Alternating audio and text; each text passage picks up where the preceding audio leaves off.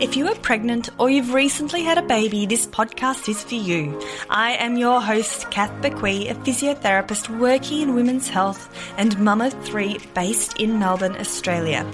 Join me as we dive into all things pelvic floor and core, as well as talking to different industry experts, helping you to have a healthy pregnancy, confident childbirth, and strong postnatal recovery. Hit subscribe. You're listening to the Fitness to Mama podcast. To attend my free pregnancy mini pelvic floor and core masterclass, head to fitnesstomama.com/free. Well, hello there. It's great to have you here for another episode of the Fitness to Mama podcast. In this episode today, I am chatting to the lovely Jo, who's a mum inside Fitness Mama, and she's got an incredible birth story to share. So Jo had 2 caesareans, and with her third, she had a large desire to have a vaginal birth. So she ended up having a VBAC. So VBA2C, so vaginal birth after 2 caesareans. And Jo talks us through step by step the pregnancy, the challenges she faced in the public health system in terms of advocating for herself. She talked about how she prepared herself physically and mentally for the upcoming birth experience. And she's got some great words of wisdom for any other mums listening that are interested in thinking about a VBAC, or if you're just pregnant in general. So it is a fantastic episode. I do just want to clarify before we dive into this episode. Jo describes her amazing experience with VBAC, but these birth stories inside Fitness Mama, we have a whole lot of different birth stories. So I'm just wanting to talk to a whole range of different mums. So we've had women who've had caesarean births, vaginal births. We had one who had the home birth, VBAC. Like, I am trying here to get a broad overview of all the different types of births. And this is just one. So we're not saying if you're listening, you need to consider a VBAC if you've had a caesarean before. This is just Jo imparting her experience and her personal challenges and triumphs that she had with her pregnancy and motherhood experience. So I trust you're going to get a lot out of this episode. We did have to pause it halfway because her lovely, gorgeous baby Sammy needed to be settled.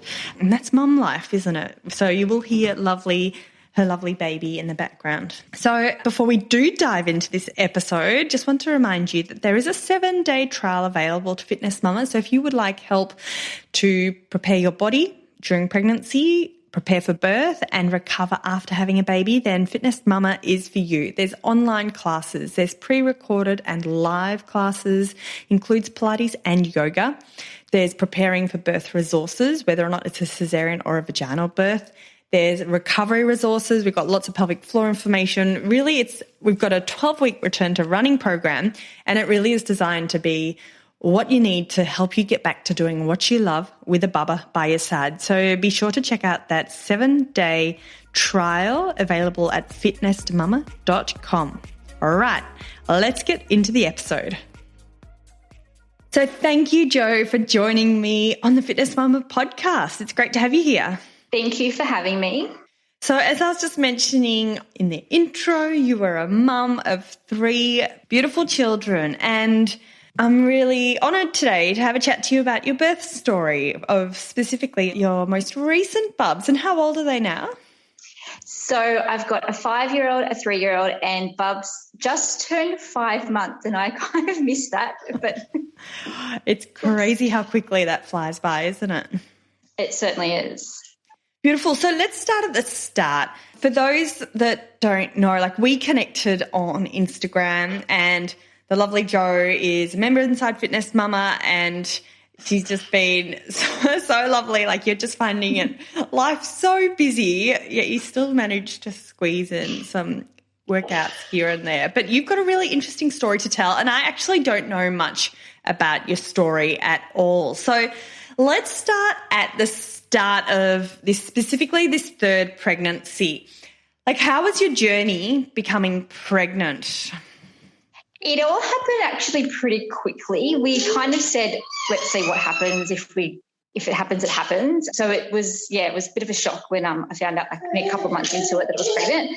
We also found out that the house that we were living in was just being sold on that day. So there was a few challenges there, house hunting, morning sickness, and then we had COVID. So that was all very, very challenging. But falling pregnant wasn't as difficult as what we would expect it. Yeah, right. And you had 2 caesarean births for your first 2 bumps, right? That's right, both emergency C-sections. Yeah, and how was that experience? The first one I didn't actually realise until later on. It was a little bit traumatic. I think being a first-time mum, you put your faith and your trust in the public system and you just go with the flow. But not realising that, you know what, you do have a say, you do have a choice in decisions that can be made. So, as I said, it was later on that I was a bit traumatised by certain things. I thought, well, if I could have done this, I could have done that. So that sort of is why I became more educated each pregnancy that I had in sort of to make that decision of, wanting a VBAC, and I knew what I wanted. So, yeah. So do you care to share? You don't have to, but elaborate. And what did you find challenging with that first experience? It was just, for me, it was with the emergency C-section, I was strapped to the bed. I actually didn't fully see my daughter's face 100%. She had this blanket on her. I couldn't move. I was shivering. I was shaking. And then I was wheeled away. I was separated from my daughter. So that, I don't know, I feel because my husband got that alone time with her, like it may just be a thing, I don't know, but she is a lot more closer to him than what she's with me. I have a joke that if both of us were in a burning fire, she'd go for hubby first. But that could just be like their personalities. But I sometimes question, is that because she had that skin-to-skin contact with him more than what she had with me? Yeah, interesting. Thanks for sharing. And your experience in terms of, like, it's not the first time I've heard that sort of reaction, I guess, that, inability to hold your baby straight away and that sort of thing to being traumatic. And that's why I endeavoured to get the lovely, don't know if you've listened to the podcast episode, but for anyone listening, the Dr. Natalie Elphinstone, who's an obstetrician, and she loves doing maternal assisted caesarean sections, and she discusses how the power and, just having that ability for the mum to control a small amount and be the first, one of the first to hold the baby can really make a huge, like, it might seem small, but it can make a huge difference in your experience. I totally agree with that. Like, just from my experiences, that was something that with my third, like, I was against having a C-section. I was like, it was not even a possibility. But someone actually did mention that to me. Have you thought about, a maternal assisted C-section? So it was something in the back of my mind, but stubborn and determined as I was, I was having a VBAC this third time. Okay. And was that desire to have a VBAC there for your second pregnancy? Yep. So second pregnancy, I attempted a VBAC. I actually got to 9 centimetres dilated with her, managed to skip induction. So I got myself into labour. We got to 9 centimetres. I was high-fiving the midwife saying, yep, it's done. I'm doing this. And then I got an infection. So Bub got distressed. My temperature rose. So it was just like, game over, C-section. Yeah. And that was one of the other reasons why I was pushing for a VBAC the third time, is because, my body had done it. I was so close to the finish line. Why can't I do it again? So, that was part of my fight. So, yeah. Yeah, so did you go through the public health system for your – can you talk us through – can you talk us through navigating the public health system and advocating for yourself in terms of getting a VBAC? So it was actually really difficult. I'm in Sydney, so I went to Blacktown Hospital, who pretty much in the very beginning were like, no, we don't do them. It was just like, you are going against hospital policy. If this is something that you want to do, you need to sign a waiver. You're putting yourself at risk. You're putting your baby at risk, blah, blah, blah, blah, blah. And also the fact it was COVID. So I had no support with me going to hospital visits. It was the most traumatic thing that a pregnant woman could go through. I never wish upon it for anyone to go through that. So I really had to be my own advocate. Even trying to reach out to doulas and other people just to get some sort of like someone in my corner, it was really difficult. I found that within the hospital, the midwives were the ones that were more supportive over the doctors. Doctors look at it from a risk factor, not looking at the other side of it as well. I also had someone point out that there's actually more risk in having a third C-section, but no one wanted to talk about that. So, yeah, it was a challenge, but I was prepared to take that fight on. Yeah, right.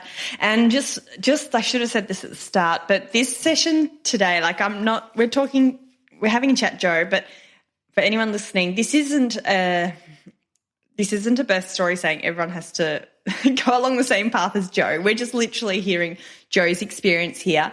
And if you are interested in a VBAC, go and have a chat to your healthcare team to see if it's suitable for you. And we have just recently had a podcast episode with an obstetrician talking about the benefits and some of the risks associated with VBAC, and he talks us through how to make it as safe as possible and all those factors that need to be considered. So I just wanted to put it out there that general information only, and please do go and have a chat to your individual healthcare team, because every single woman in the world probably has different wishes and different desires, and this is just one perspective. So I do appreciate you sharing it, Joe.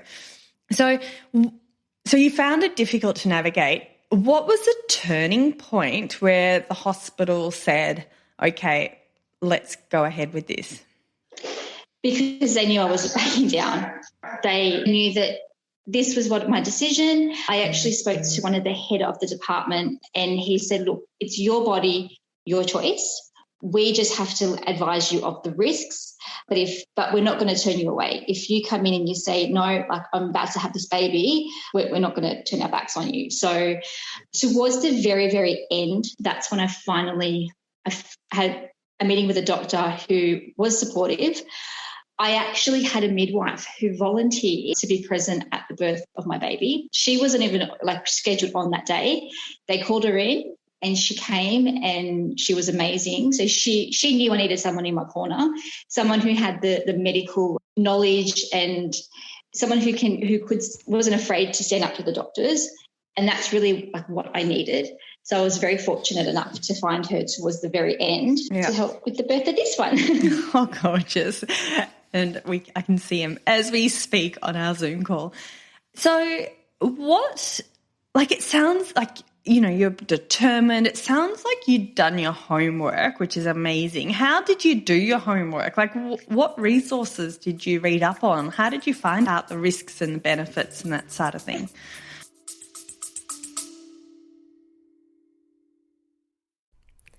This episode is brought to you by Baby Bee, Australian-owned and designed prams combining quality, safety and style. Not only does Baby Bee let you try their prams at home with free returns for 9 months. Yes, that's 9 months. They also offer an industry-leading 3-year warranty for total peace of mind. With thousands of 5-star reviews, around-the-clock customer care, and up to $300 of free accessories with every pram, what are you waiting for? Go visit www.babybeeonline.com and check them out for yourself. And yes, for listeners of the podcast, there is a 20% discount code. Enter FITBEE, FITBEE 20 at checkout, and T's and C's apply.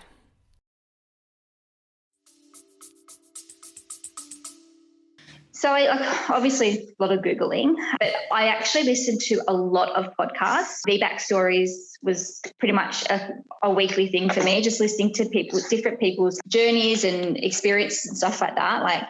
I was aware of uterine rupture. It's something that, it's a possibility, but I think having a positive mindset is really what played a part. But yeah, I think a lot of it mainly was just podcasts. I had the midwife gave me a list of things. I tried to reach out to an obstetrician, tried to reach out to doulas, things like that. Unfortunately, was successful because of COVID. I also just a lot of positive mindset. I really had to shift my mindset about it and educate myself of the risks as well. So Yeah, amazing. Yeah, that was. And how was your pregnancy? So traveling further into pregnancy, all the appointments aside, how did you find a third pregnancy compared to your first, for example? Okay. Physically, it wasn't that bad. Like I fortunate enough that I never had any complications with any of my pregnancies. Obviously the tiredness, having to run after 2 other kids. We just moved, so I'm trying to set up a house. But I exercised a lot. So that's sort of what I think helped with the tiredness and that just going out for fresh air and moving the body. Like we all know how important and how much, the benefits of exercise is. So physically it wasn't too bad. I think a lot of it came down to mentally, emotionally as well. And what was the biggest, I guess, turning curve? Like what for you, what was on your mind at that point, becoming a mother of 3?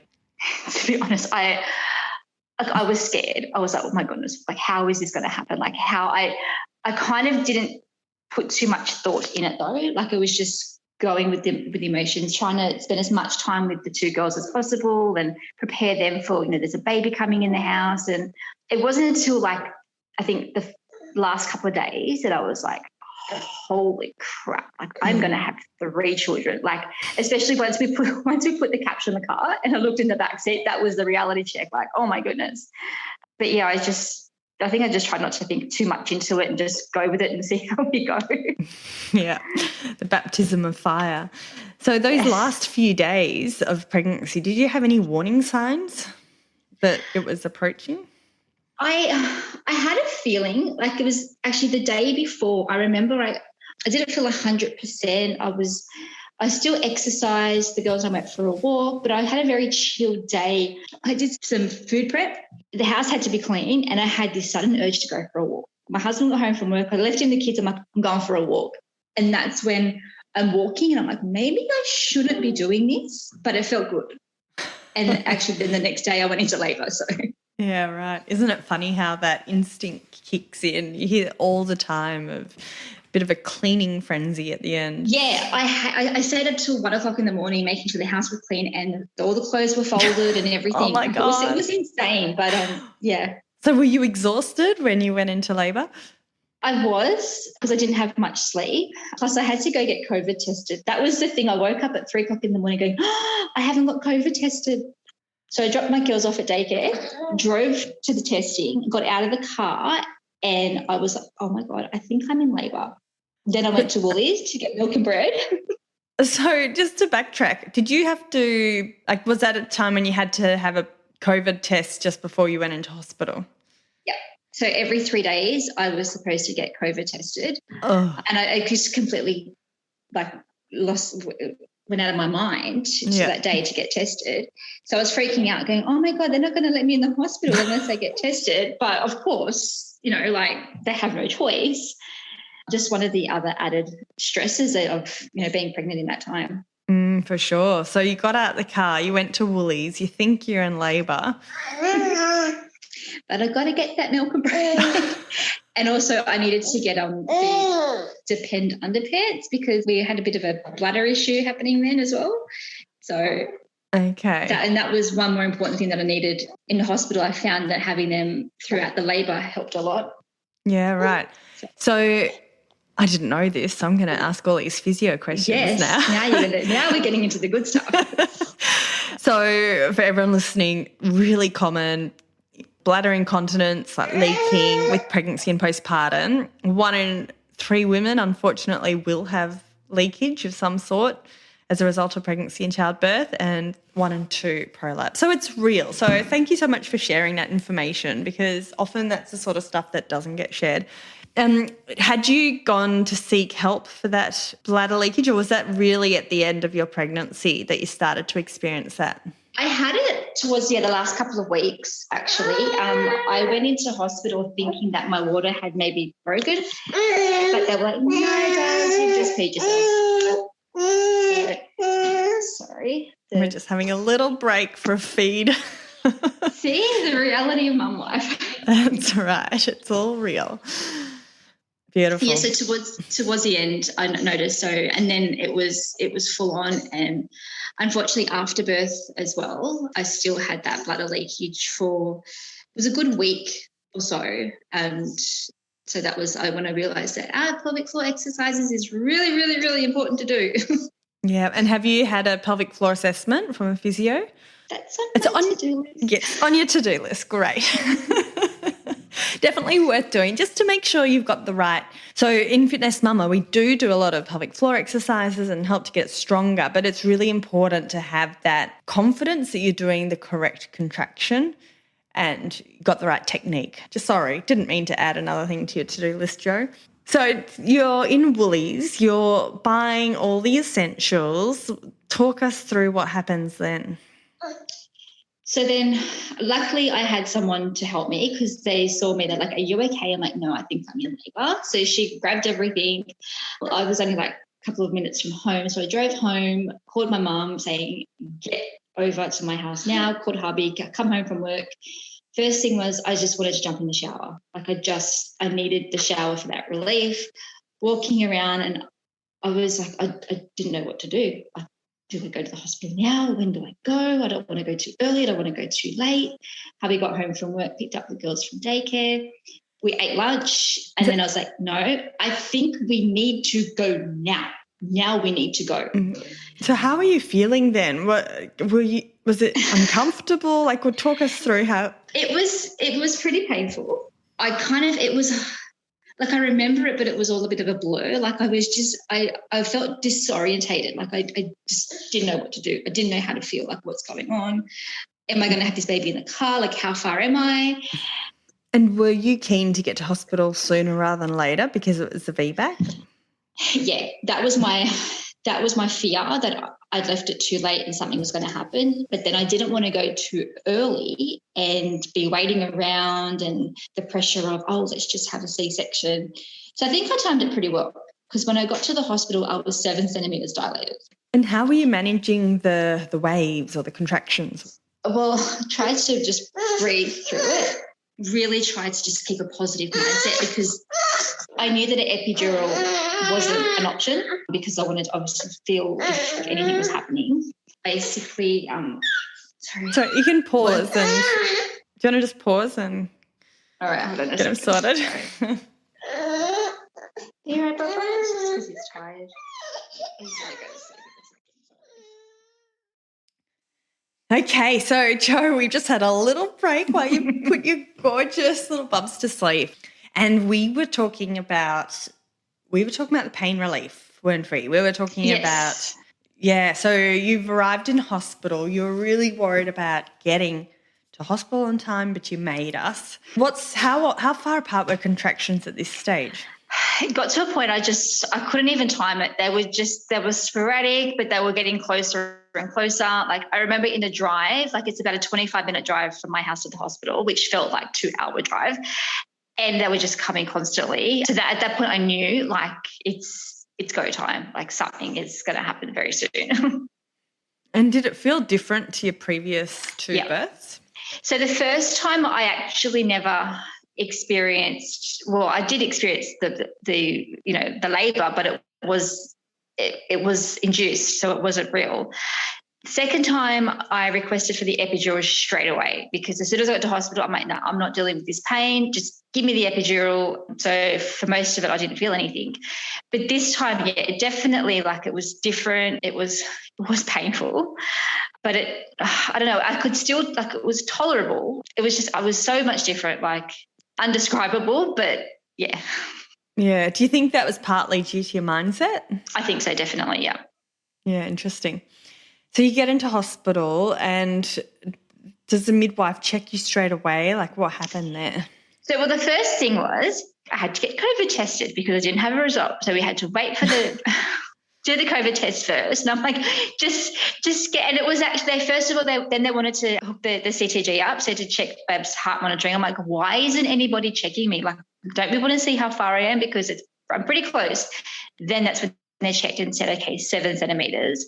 So it was like, call my midwife, get her here. She had just done a night shift the night before. So that was my fear. Oh my God, she's not going to make it.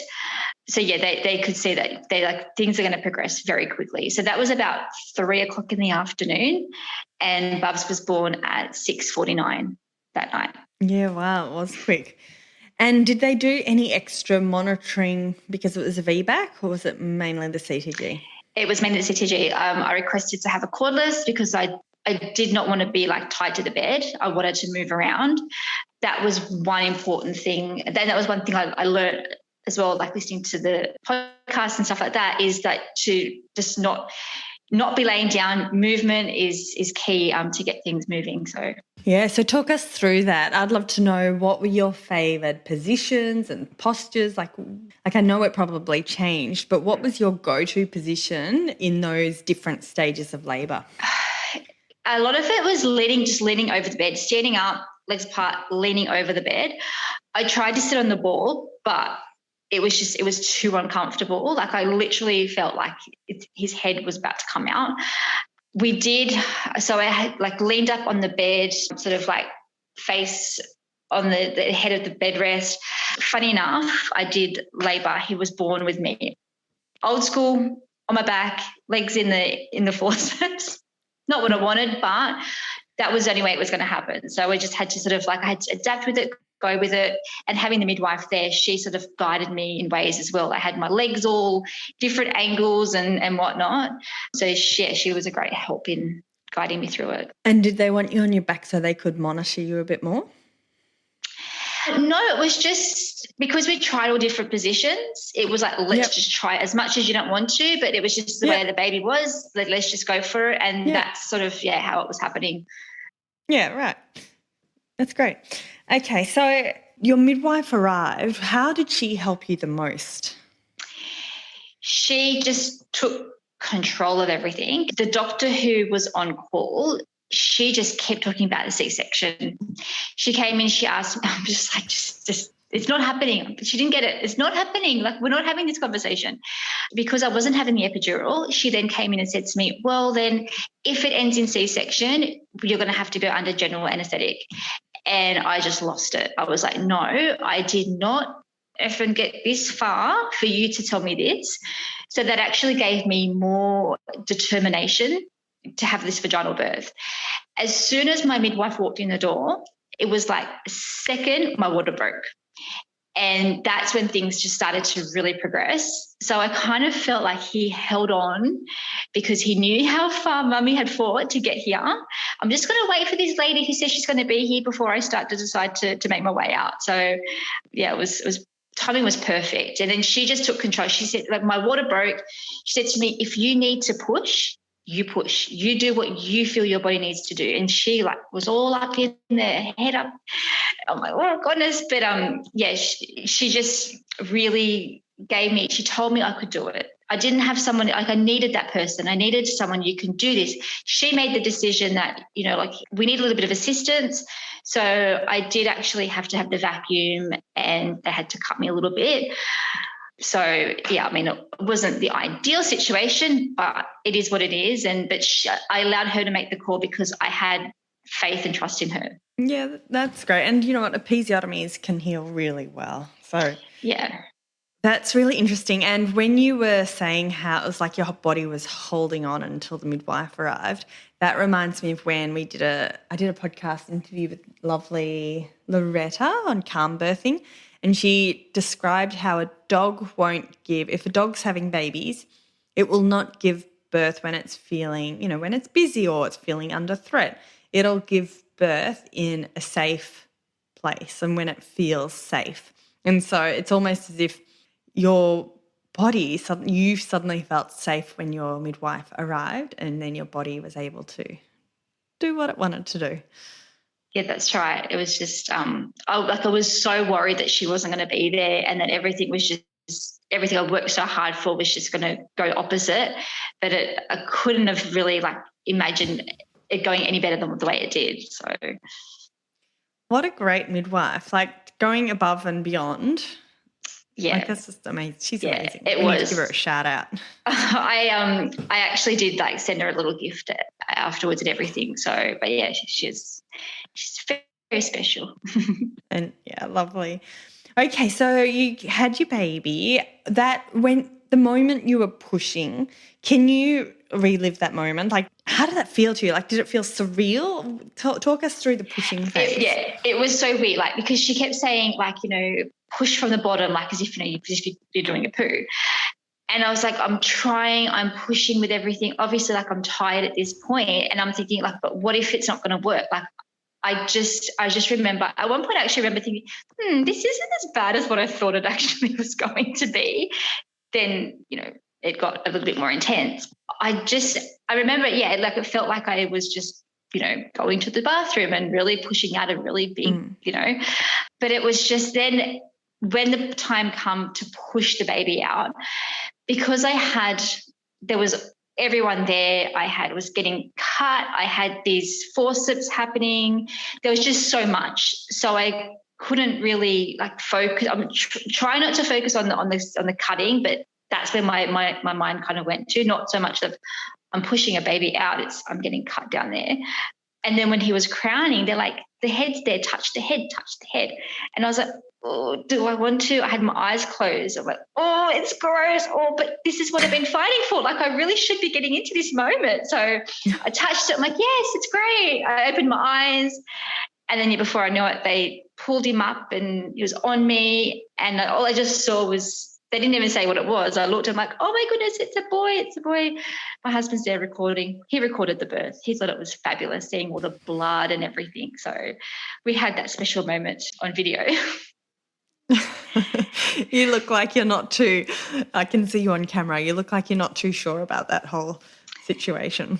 Look, it's nice to look back on, but it took me a while to sort of look at it and go, oh, okay, yes. It kind of did gross me out a little bit, but it's nice. And did it feel like when you had your baby on your chest, did that feel like a triumphant moment, or did you almost feel it was like an anticlimax?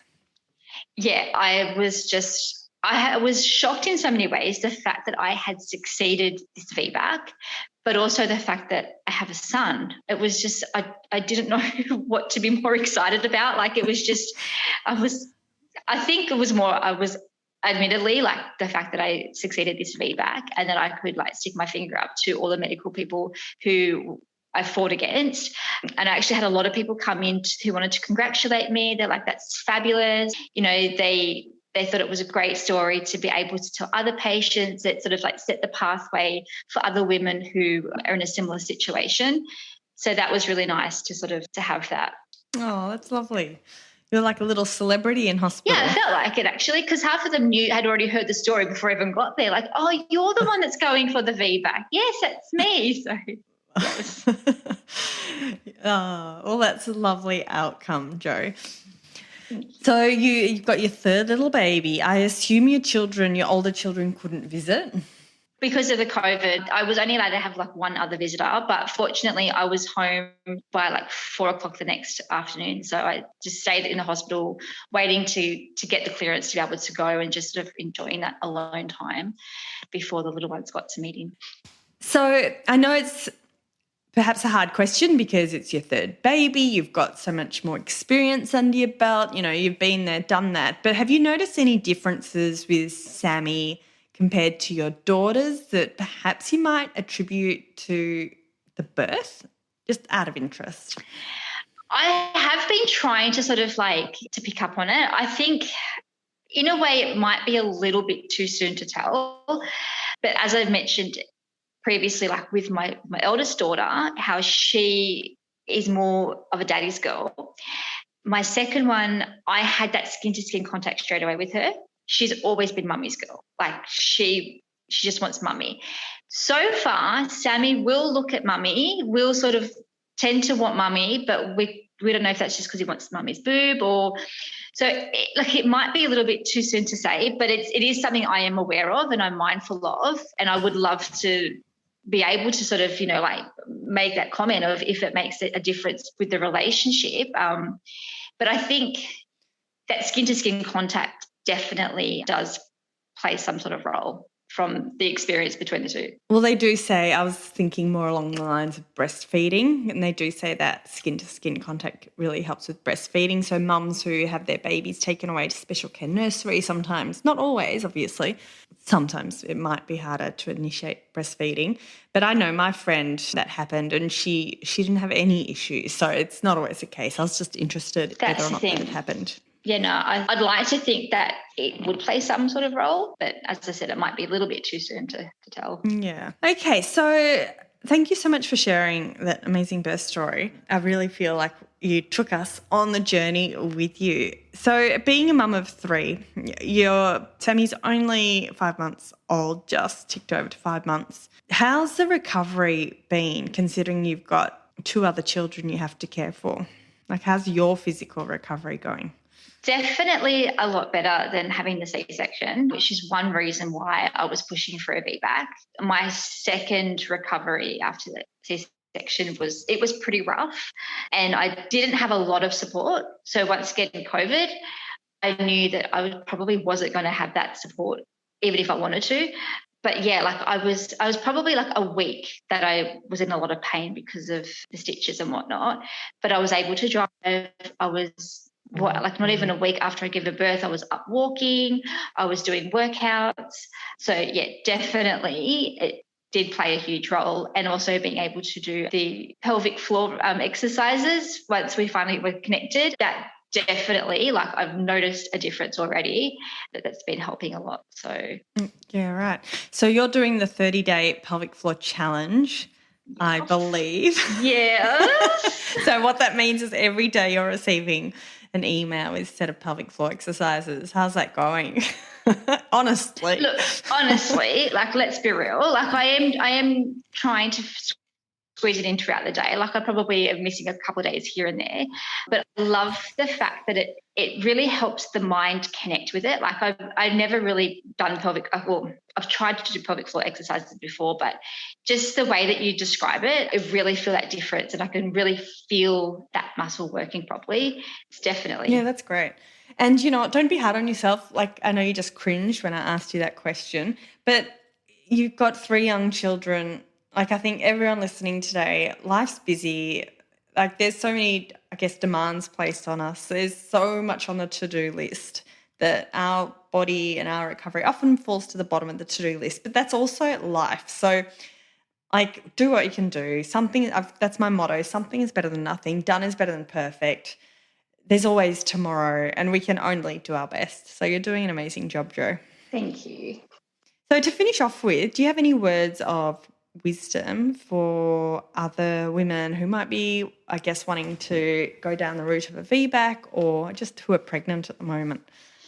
Definitely do your research. Like, that's one thing that I can't stress enough. Like, even if it's just listening to podcasts, just to get an idea, don't go into it blindly, because, you know, you do have a choice, from my experience anyway. And yeah, trust your instinct. If you feel it, go with it, because 9 times out of 10, like, your instincts are right anyway. Amazing. Well, thank you. That is such a lovely way to end this chat today. And I really do appreciate you taking us on the journey. You're an amazing advocate for other mums who might be wanting to go down this avenue too. So thank you so much, Jo, for joining me today. Thank you for having me. We'll catch you soon. And before I sign off, remember, my team and I will be putting together the show notes for this episode. And don't forget to send Jo and myself a message on Instagram @FitnessMama. We would both love to hear from you. Have a fabulous day, everyone. And I look forward to you joining me soon for another episode of the Fitness Mama podcast. Thanks so much for listening to the Fitness Mama podcast, brought to you by my free pregnancy mini pelvic floor and core masterclass, which you will find at fitnessmama.com/free. Be sure to subscribe so you don't miss an episode, and come and say hi. DM me on Instagram. I would love to hear from you. It's at Fitness Mama. Until next time, remember, a healthy pregnancy, confident birth, and strong after-birth recovery is something that you deserve. Remember our disclaimer: Materials and contents in this podcast are intended as general information only and shouldn't substitute medical advice, diagnosis, and treatment. I'll see you soon.